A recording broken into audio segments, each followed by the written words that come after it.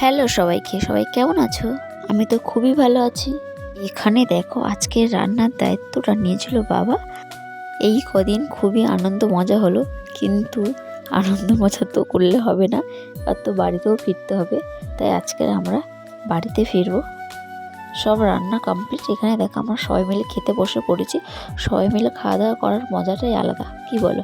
আর এখানে দেখো আমার মেয়ে আর আমার বাবা একটু খেলা করছিল। যেহেতু আজকে চলে যাবো তাই বাবারও মনটা খুবই খারাপ। এখানে দেখো আমিও রেডি হয়ে গেছি। সব সময় আমি লেট হই, তাই আজকে আমিও লেট রেডি হতে। আর দেখো আমি চলে যাচ্ছি শুনে সবাই আমাকে ছাড়তে এসেছে। এখানে দেখো বাবাও গাড়িটা বার করে নিল।